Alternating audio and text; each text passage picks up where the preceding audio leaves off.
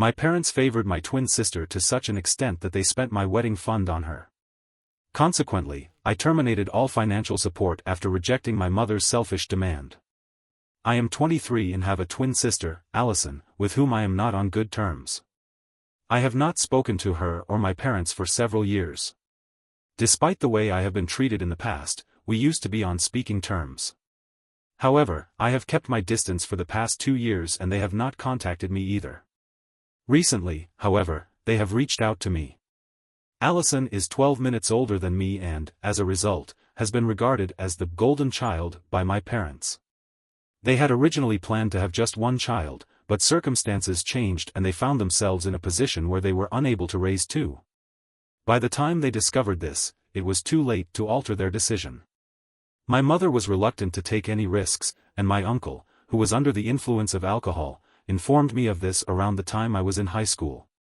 This was the day I ceased attempting to gain my parents' approval. They had already made their decision. In the context of the aforementioned circumstances, a natural inclination to procreate led to the birth of 2 children.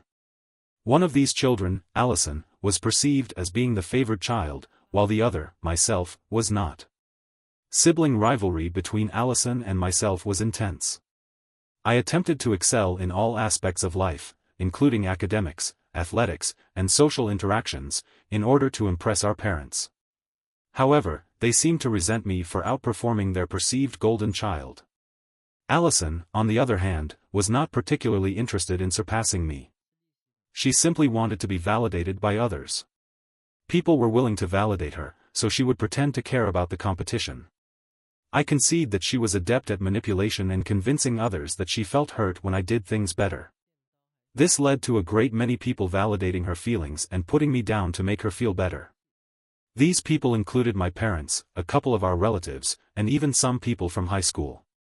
In conclusion, I gained good grades and a lot of I was engaged in curricular activities so that I could be better than my sister and achieve a higher level of academic success. In return, I received the attention, validation, and sympathy of my parents and other individuals. Looking back, I do not believe that I would trade this experience for anything, but I would certainly like to be able to rub it in her face. At the time, I was more accomplished than she was, having graduated from college 2 years prior to her 21st birthday. She had graduated from a conventional college, while I had graduated from one of the top business schools in the state. Furthermore, I had been the valedictorian and had also been on a scholarship. This meant that my parents had invested a significant amount of money in my education, a decision that was met with skepticism from my parents. However, I anticipated that my parents would be pleased with my achievements. Instead, they focused their attention on Allison and her future prospects, despite the fact that she had struggled to succeed. Both of us had relocated to our parents' home, but while I was gainfully employed at a local firm as an intern, Allison was still searching for employment and experiencing repeated rejections. My parents' primary concern was Allison's job search, and they had not even bothered to congratulate me or acknowledge my achievements. I was not surprised by this lack of support, but I was disappointed nonetheless. I attempted to conceal my disappointment because I was concerned about the impact it would have on my relationship with my parents. At the time, I was still residing with my parents and had not yet accumulated sufficient funds to relocate. Consequently, I resolved to refrain from expressing my sentiments. However, following our 21st birthday, I found myself unable to maintain this silence. I had anticipated that my family would demonstrate a greater degree of consideration towards me, but on the day before our birthday, I discovered that they had left me at home alone. The only communication I received was a note informing me that they were heading to the beach with Allison and her friends and would be back after a couple of days. I recall being profoundly distressed upon reading this note. As they had chosen to take Allison and her friends on a planned beach trip, I was presented with a single item, a birthday card and a $50 gift card. While I had experienced numerous instances of unfairness during my childhood, this was the final straw. It was a deeply disappointing and heartless act, and I decided to leave that day and never look back. I was fortunate to have friends who were willing to let me stay with them until I found a place of my own and could afford it. This would not take long because the firm I was entering was likely to hire me after the internship was over. Therefore, I simply needed a place to live for 2 months at most. I packed my belongings and I relocated to the domicile of a friend without informing my parents or sister. I have not regretted this decision, nor have they expressed any desire for me to return. They did, however, contact me on my birthday, the day after I moved out. Their call was not to express congratulations, but rather to inform me that they would be returning soon. It would be prudent to engage the services of a plumber to repair the tap. I informed them that I was no longer residing at home and that I had relocated, anticipating that this information would elicit a response. However, my parents appeared indifferent, and Allison was unperturbed. Consequently, I decided to let the matter rest. That was the last occasion on which I engaged in a meaningful conversation with my family. Since then, I have not returned to see them, nor have I received any communication from them. I did, however, occasionally hear about Allison from my friends, which enabled me to remain apprised of her life. That was the extent of my contact with them. They were unaware of my circumstances. I have not received any information from my parents regarding my life. I have been gainfully employed for the past 2 years and have recently secured a residence of my own. It is not a luxurious mansion, but it is a comfortable apartment in a desirable neighborhood. The rent is affordable, given my income, which is a significant advantage given that most individuals of my age have not yet achieved this level of financial independence. I am gratified by the swiftness with which my life has unfolded. I have endeavored to maintain a distance between my personal life and my family. I am aware that Allison married a businessman approximately 10 years her senior a few months ago, and that she is currently residing in California. I am generally amicable with my family, but 2 days ago, I received a call from my uncle informing me that I had to visit my parents promptly because they had been involved in a serious automobile accident and wished to see me. I promptly proceeded to the hospital, as I am not a person who is indifferent to such matters. Upon my arrival, I found that upon my arrival at the hospital, I learned that my parents had already been hospitalized for a couple of days and were recuperating from their injuries. A truck had collided with their vehicle, resulting in serious injuries. However, they did not have health insurance because my father had espoused the belief that if we merely took care of ourselves, we would not require such assistance. The notion that the hospital was unnecessary is, in my estimation, one of the most misguided and ill-considered opinions I have ever encountered. Initially, they had contacted my sister, who informed them that she was not inclined to return and was similarly disinclined to provide assistance. It is my understanding that their parents' decision to request financial assistance from their son, who is financially well off, was perceived as an act of impropriety. In conclusion, it is evident that the aforementioned circumstances have led to a series of unfortunate events. The laws in question were enacted shortly after the couple's wedding. The woman in question did not wish to appear as a gold digger to her husband, nor did she wish to abandon her home and her 2 children, who were not her biological offspring. They were, in fact, her husband's children from a previous marriage. However, she was too preoccupied with portraying herself as a happy family unit to consider the matter further. Despite her husband's family's desire to visit her parents in the hospital following a tragic automobile accident, it was not feasible for her to assist them financially, even if she had wished to do so. Without her husband's support, she would not have been able to afford the cost of the flight tickets home, given that she was financially dependent on him. At this juncture, it is necessary to consider the following. She is now a stay-at-home mother to children who are not biologically hers. She was previously the favorite daughter in The Golden Child. It was surprising that they did not even have the decency to call her first. However, her frustration increased when her uncle informed her that her parents now wanted her to cover their medical expenses. The amount is considerable, and it will take a long time to recover financially. It would take a considerable length of time to recuperate from a financial loss of this magnitude. It is my intention to avoid spending a significant amount of money, particularly on individuals who have demonstrated no affection or care for me throughout my entire life. I am aware that they have other family members to whom they can turn for assistance, and even if I were to provide financial support, it is likely that someone else would. However, I believe that it would be more humiliating for them to take money from others and then have to return it a lot sooner than they would have had to return the money to me. At least that is what they told me while requesting me to cover the bills. They even promised that I would have the money back in no time. I am currently in a difficult position. I can either humiliate my parents by refusing to pay their medical bills and look out for myself, or I can pay for them and lose out on my own money and then keep waiting for them to return that amount. I am not inclined to pay for them at all. We have not spoken in the last 2 years, and things have been bad between me and my family for some time. One must consider whether to prioritize one's parents' well-being over one's own financial security.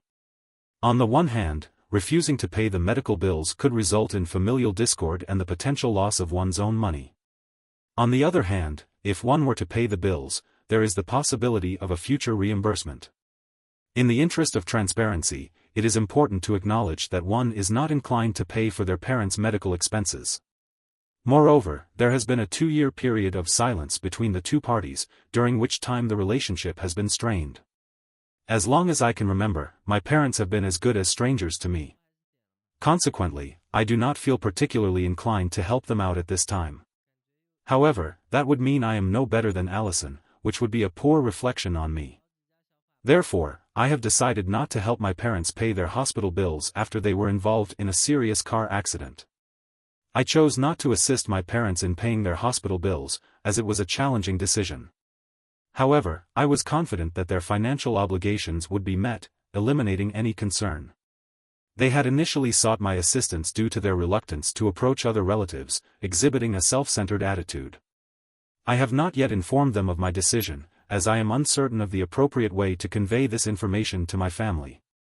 It is a difficult decision to make, but one must consider the implications of not helping one's parents cover their medical expenses after they have been involved in a severe accident. It has been almost 5 days since I met them, and after reading the comments, I realized that I was still subconsciously competing with Allison. She did not help our parents, so I felt the need to step up and prove that I could. I was compelled to compete with Allison, and I was unable to overcome this competitive streak, despite my best efforts. It is a part of my personality that I cannot change. Many of the comments expressed the opinion that my parents were foolish for not having health insurance. I agree with this assessment. Furthermore, I believe that my father's discouragement of this decision was misguided. Had I been part of their lives, I would have ensured that he obtained insurance. He did not even have his car insured because he believed he was a good driver. Given the circumstances, it is fortunate that the accident was the truck driver's fault, as otherwise the cost of the car repairs would also be the responsibility of my parents. In response to the question of their financial situation, I would say that they are doing reasonably well. They are not wealthy, nor are they poor. My father is the sales head of the company he works in, and my mother works in HR for a smaller firm. Their combined income is sufficient for them to live comfortably. The combined income is sufficient for them.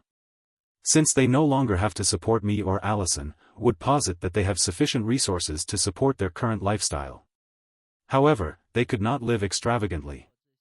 They were in the middle class, and they still are. I am unsure why my parents are unable to pay their bills independently. If they can borrow money, but promise to return it eventually, they should be able to pay it. The rationale behind the outstanding bills has not been disclosed, and it seems unlikely that I will be able to ascertain this information. I informed my parents that I would no longer be responsible for covering their expenses. They had been contacting me for the past week, and yesterday I recognized that I could not simply disregard their requests and allow this situation to persist until they were discharged from the hospital. I responded to their calls and informed them that I had considered their request and had not felt inclined to provide financial assistance. I was under the impression that I was expected to provide them with assistance. However, they did not react favorably and expressed their displeasure. My mother was particularly vocal in expressing her disdain, even going so far as to label me as ungrateful. My father, on the other hand, simply informed me that I was no longer considered their daughter and ended the call after my mother had finished her diatribe. I was not as affected by this as I had anticipated, given that I had not been regarded as their daughter for a considerable length of time. It is difficult to recall the last occasion on which I felt loved by my parents. They had not spoken to me for 2 years, having ignored me on an important birthday, and subsequently moved out. Consequently, I had never had parents. I intend to continue leading my life as I did during the previous 2 years, and probably even before that. This does not greatly affect me, as I had assumed it would. Following the telephone conversation with my parents, my uncle telephoned me again to express his displeasure. I terminated the call after a few seconds, as I was not interested in hearing his opinions. My uncle then sent me a text message to inform me that they still had another family to arrange the money from and that, given the circumstances, my parents had decided to use the money from the fund that had been set aside for our wedding had already been spent on Allison's wedding, with the remainder of the fund being spent on a European trip. This was the reason for the lack of savings and the inability to pay for themselves. My uncle had informed me of this to make me feel bad, but I felt only relief that I had not spent my hard-earned money. I had earned money on my parents' bills, as they had spent their own savings in an irresponsible manner. This was not my fault. They were not insured because of their own delusional beliefs. This was also not my fault. They could borrow money from their relatives or go to hell, but I was not giving them anything that was rightfully theirs. I was no longer entitled to anything that was mine. I had no time for this and certainly no money. Update 3. I have experienced something truly peculiar today, and I must share it. I have been unable to discuss the matter with my friends. I have chosen to remain anonymous on this platform because I have only recently met many of the individuals with whom I interact on this site. I am not yet comfortable sharing details about my personal history with my family, and I believe that Reddit is the most appropriate forum for my current needs. It has been approximately 2 weeks since I last spoke with my parents. Recently, Allison arrived at my residence without prior notice. I was initially surprised by her unexpected visit, particularly because I had not expected her to know where I was residing. However, one of our former classmates from high school informed her of my current location. She then proceeded to inquire about it further. It was a significant challenge for her to locate me, given that I had not seen her in many years. She had undergone a noticeable transformation, both physically and behaviorally. She appeared more refined and sophisticated, which was a stark contrast to her earlier demeanor. Her speech had also become more ladylike, and her mannerisms were more polished. Her style of dress had evolved, as had her jewelry and makeup.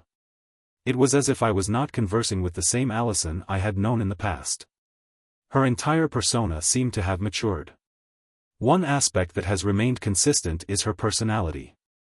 It is implausible to assume that one can conceal one's true self behind a facade of makeup and social convention. Her character and beliefs have not undergone any significant transformation. I permitted her entry after she knocked. Upon her arrival at my door, I was taken aback by her unexpected visit. Despite my initial surprise, I was intrigued by her motives, leading me to initiate a conversation. After a brief exchange about her life, she proceeded to divulge a wealth of information about her activities, showcasing a remarkable degree of self-assurance and enthusiasm. At home, the mother of 2 toddlers, married to a wealthy man with few concerns beyond her cuticles, I awaited her conclusion while politely acknowledging the lack of relevance in her monologue about the undervaluation of traditional housewifery. She even advised me to embrace a similar lifestyle, which only served to further delay her inevitable transition to the subject at hand. After approximately 15 minutes of discussing her life, she informed me that she had returned to our hometown on her own initiative. Our parents had been persistently requesting her presence following the accident. Their primary motivation was not financial, but rather a desire for her physical presence. Consequently, after a 2-week period, she finally arrived. She subsequently expressed the intention of also visiting me with the objective of reconciling with our parents. The initial response was positive, but subsequently, she began to express her displeasure with the perceived neediness of our parents and their disrespectful behavior towards her new family. She elaborated at length on the challenges she faced in having to leave her 2 children with their nanny solely to visit her parents, and she expressed her resentment towards our parents for forcing her to choose between them and her children. It remains unclear why she consistently refers to them as her children, given that it was evident that the children were not biologically hers. She discussed her marriage and her husband at length, despite my lack of prompting. Based on my observations, it appeared that her husband had married her primarily to increase his chances of obtaining at least partial custody of his children. This proved to be the case, but she believed that he genuinely loved her. He had been engaged in a custody battle for an extended period, and given his occupation as a full-time businessman, he lacked the time to devote to his children.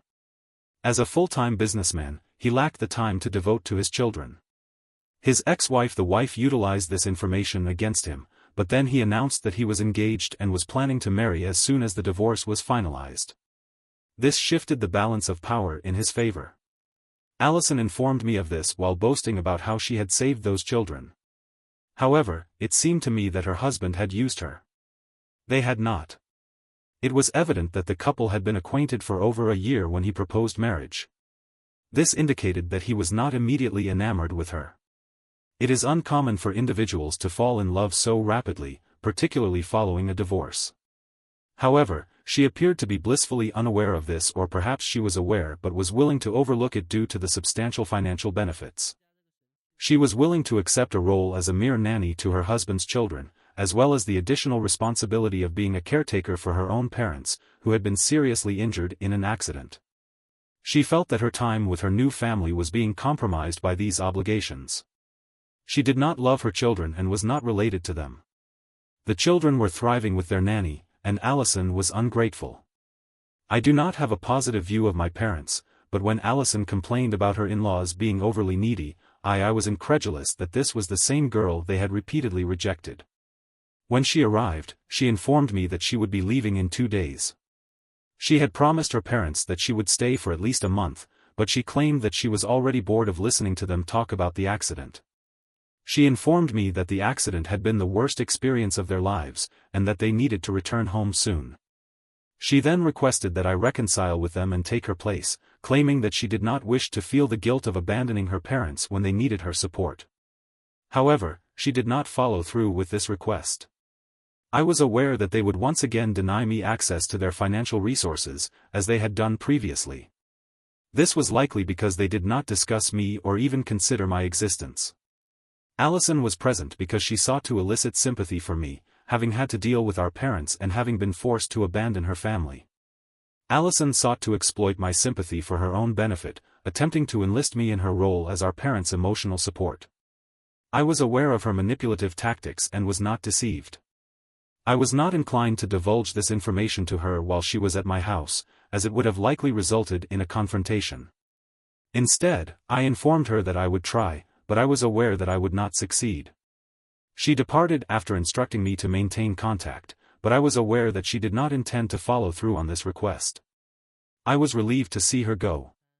Not only was she a terrible and narcissistic person, but she was also quite boring to talk to. I found it difficult to get a word in edgewise while she droned on about her uninteresting life in California. It basically revolves around parties, her stepchildren, and her husband. She believes she is living the life, but I found it rather sad. It is clear that her husband does not love her, and her children spend half of their time with their mother anyway. Therefore, it is likely that they will grow up to prefer their biological mother over Allison.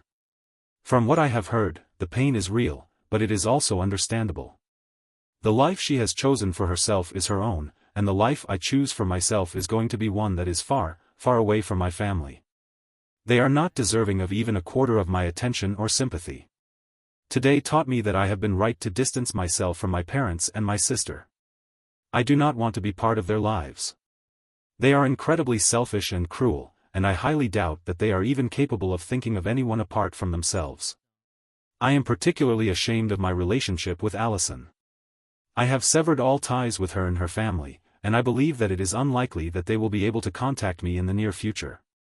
I blocked Allison as soon as she left, and I have already taken the precaution of blocking my parents and other relatives for a couple of days, which should ensure that I am not troubled by them for the foreseeable future.